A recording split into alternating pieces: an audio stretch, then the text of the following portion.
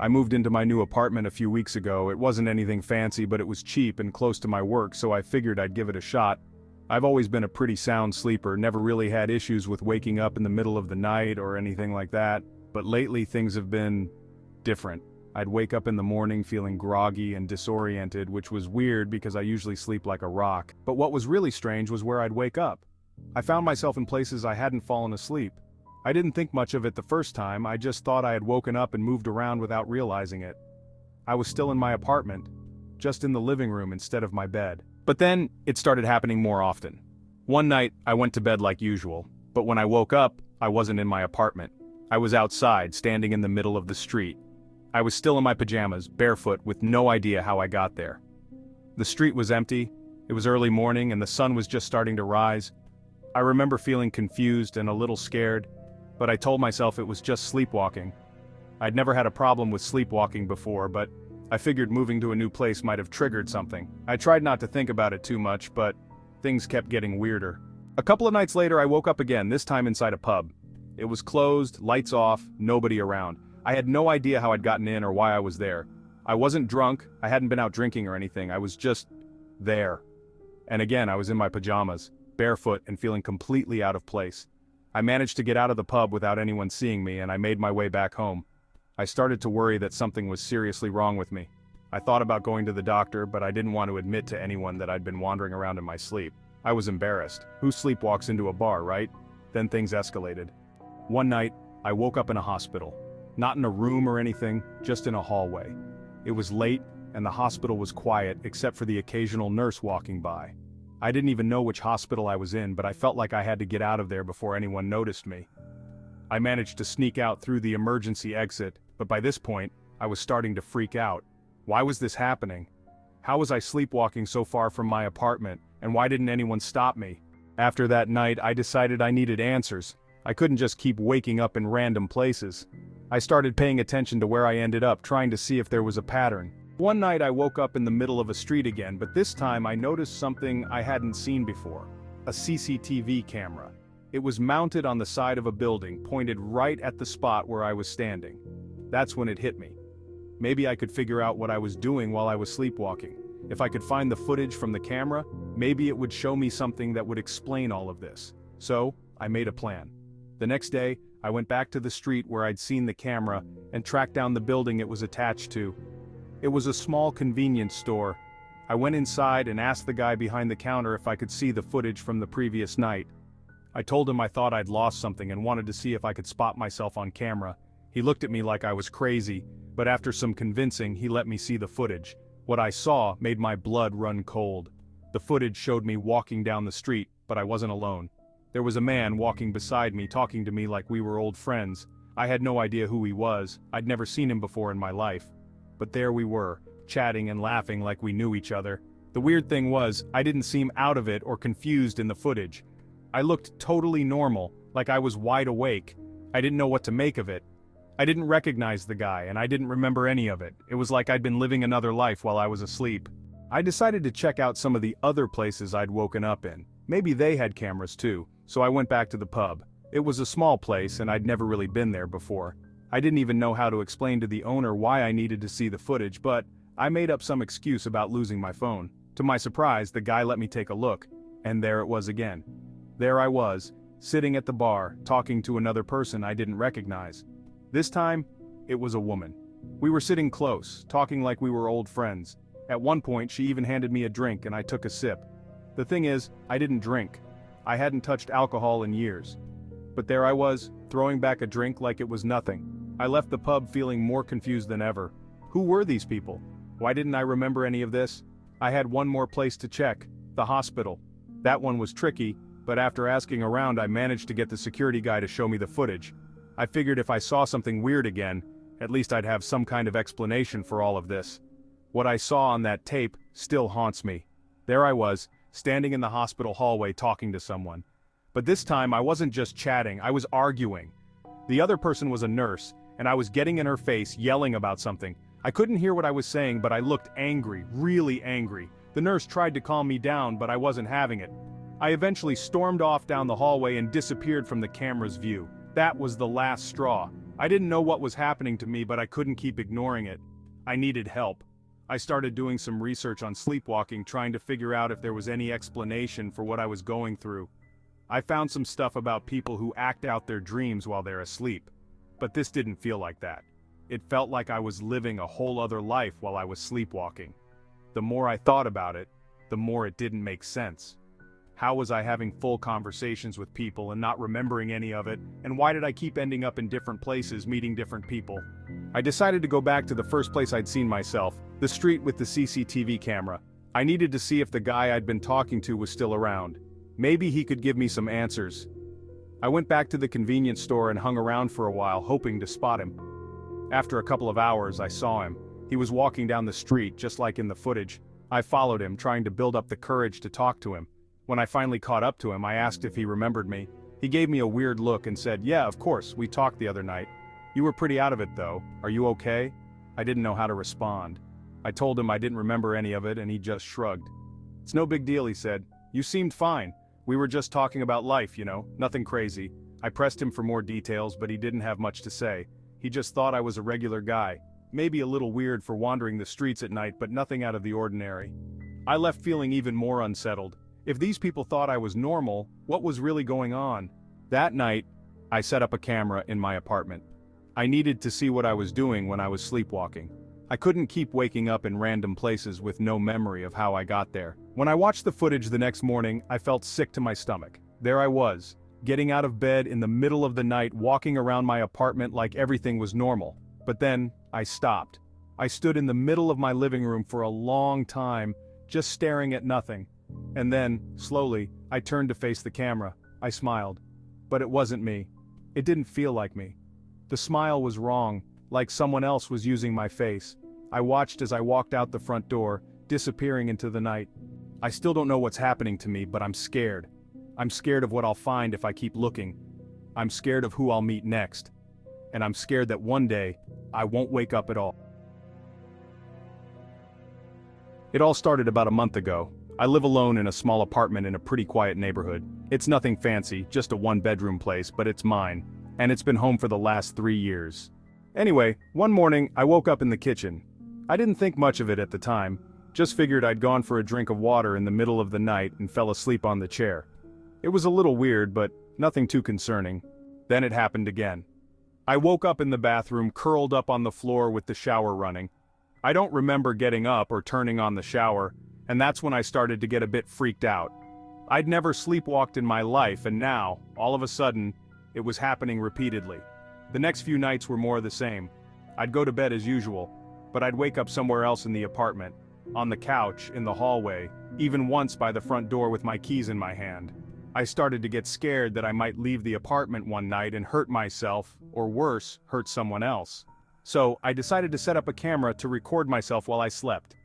I thought that if I could see what I was doing, maybe I could figure out how to stop it. I'm not sure what I was expecting, but it wasn't what I saw. The first night I recorded, I woke up in bed, so I thought maybe the whole sleepwalking thing was just a phase and I'd gotten over it. But when I watched the footage, I saw myself get up around 2 a.m. I didn't just wander around like I thought I might. No, I walked straight to the living room and stood in front of the wall, like I was listening to something. I stood there for almost 10 minutes, just staring at the wall. Then I started whispering, but I couldn't make out what I was saying. Eventually, I just turned around, walked back to bed, and went to sleep like nothing had happened. The next night was worse. I watched myself get out of bed and head to the bathroom. I turned on the shower again, but this time I didn't get in. Instead, I stood in front of the mirror, staring at myself, whispering again. I tried to listen closely to the video, but it was too quiet to make out. I don't know who I was talking to, but it was like I was having a conversation with someone who wasn't there. After that, I started to dread going to sleep. I couldn't bring myself to watch the footage from the next few nights, but the recordings kept piling up on my computer. I knew something was wrong, but I didn't know what to do about it. It was like I wasn't in control of my own body anymore, and that scared the hell out of me. A week ago, things got really bad. I woke up in the kitchen again, but this time I was holding a knife. It was just one of the regular kitchen knives I use to cut vegetables or whatever, but the sight of it in my hand made me feel sick. I dropped it immediately and backed away like it had burned me. I couldn't remember picking it up, and that's what scared me the most. I didn't sleep at all that night. I just sat on the couch, staring at the knife on the floor, trying to figure out what was happening to me. I didn't trust myself anymore. I didn't know what I might do the next time I fell asleep, and the thought of hurting myself or someone else made me sick to my stomach.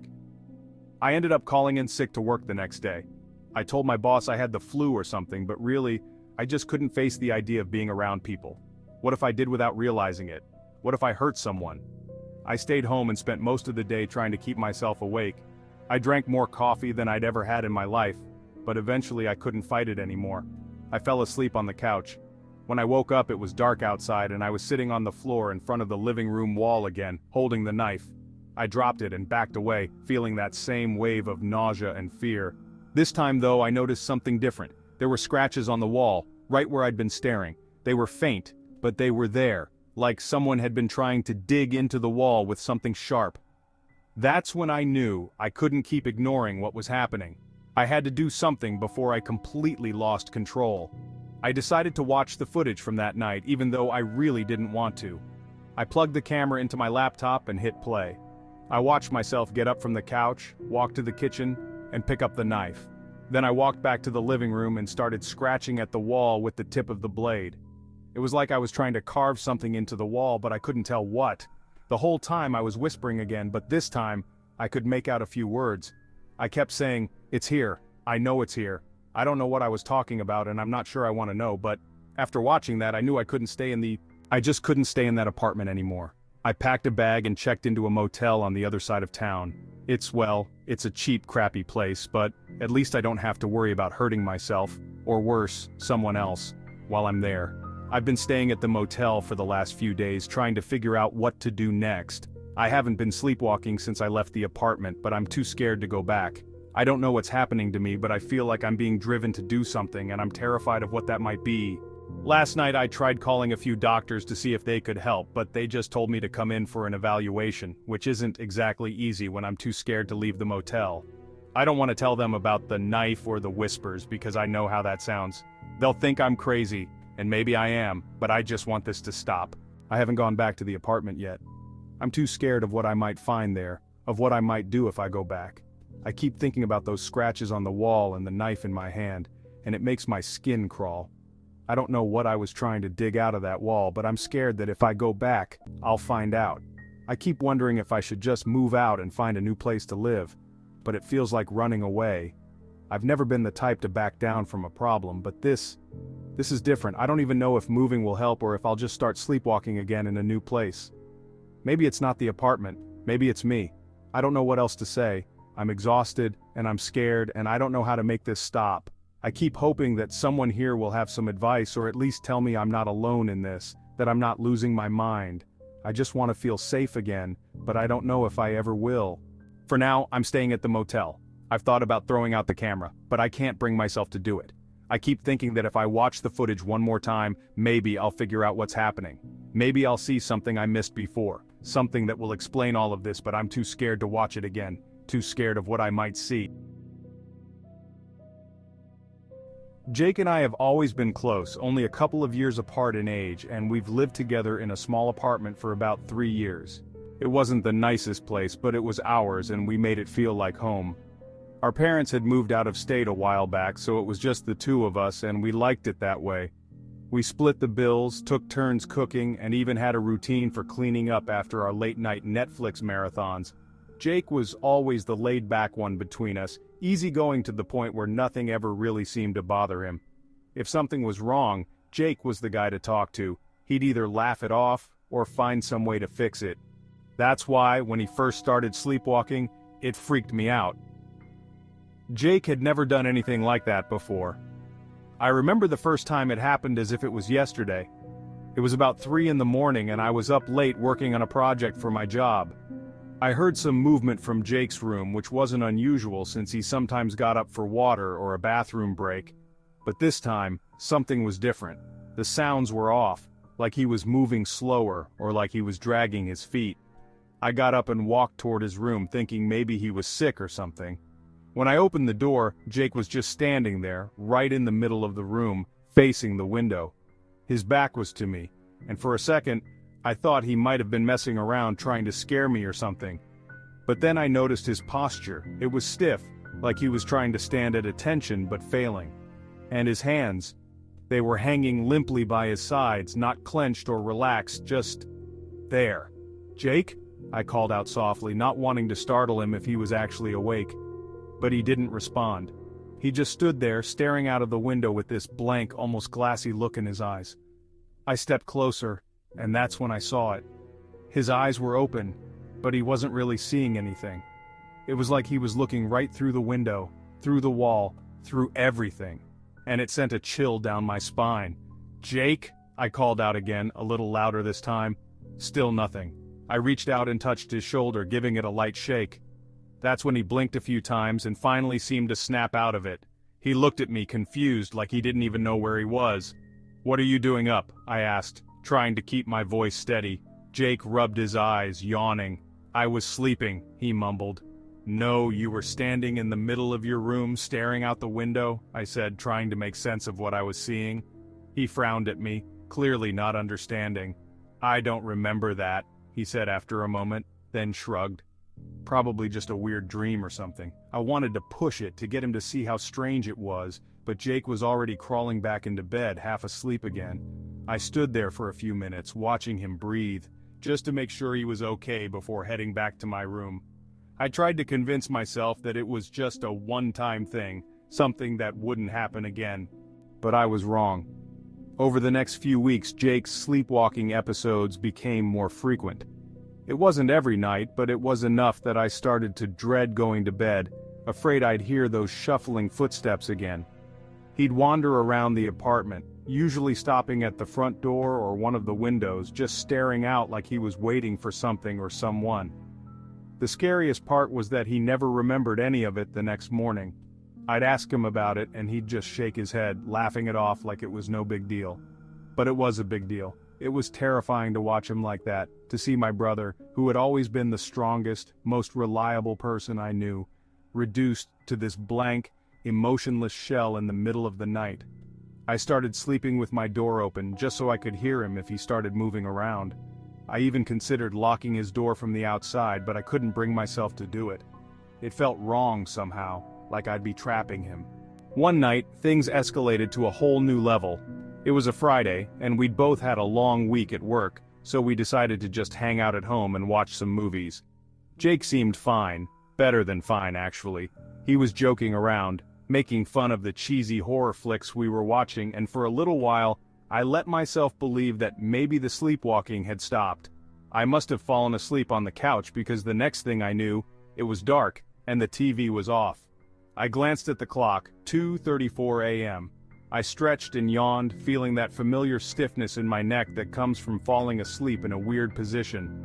I was about to get up and head to bed when I heard it, soft thuds, almost like someone was knocking, but not on the door. It was coming from the wall, the one that separated the living room from Jake's room. I froze, listening. The thudding was rhythmic, like someone was pounding their fists against the wall. My heart started to race as I realized what was happening. Jake was sleepwalking again, but this time, it was different. The sound was frantic, desperate, like he was trying to break through the wall. I jumped up and ran to his room, throwing the door open. What I saw made my blood run cold. Jake was standing in the middle of his room, his fists slamming against the wall with all the force he could muster. His knuckles were bloody, leaving smears of red on the pale paint. His face was twisted in a look of pure terror, and he was mumbling something under his breath, over and over again. "Jake!" I shouted, rushing over to him. I grabbed his arms, trying to pull him away from the wall, but he was stronger than I thought. It was like he didn't even feel my touch, didn't hear me yelling his name. He just kept pounding on the wall, his words getting louder and clearer. "Let me out! Let me out and let me out! Jake, stop!" I screamed, panic rising in my chest. I didn't know what to do, how to help him. He was so lost in whatever nightmare he was trapped in that I couldn't reach him. Finally, in a last-ditch effort, I slapped him across the face hard. His head snapped to the side, and for a moment everything went still. Jake blinked, his eyes clearing, and he looked at me like he didn't even know who I was. "What the hell are you doing?" I demanded, my voice shaking. He looked around the room, his eyes wide and confused. "I don't know," he stammered, looking down at his bloody hands. "I was dreaming, I think. I was trapped, and I couldn't get out." I guided him to the bed, sitting him down and forcing him to take deep breaths. He was shaking, his whole body trembling like a leaf. I grabbed a towel from the bathroom and wrapped it around his hands, trying to stop the bleeding. "It's okay, you're awake now," I said, trying to sound reassuring even though I was terrified. "It was just a dream, that's all." But Jake wasn't listening. He was staring at the wall, the one he'd been pounding on, with this haunted look in his eyes. "It wasn't just a dream," he muttered, almost to himself. "It felt real, too real." I didn't know what to say, so I just stayed with him until he finally fell back asleep, his head resting on my shoulder. I didn't sleep at all that night, too afraid that he'd start sleepwalking again, that I'd have to pull him back from the edge of whatever nightmare he was trapped in. The next morning Jake was unusually quiet. He barely said a word over breakfast, and when I asked him how he was feeling he just shrugged, avoiding my eyes. I could tell he was still shaken by what had happened, but I didn't want to push him, not when he was already so on edge. A few days later, Jake made a decision that took me by surprise. He was moving out.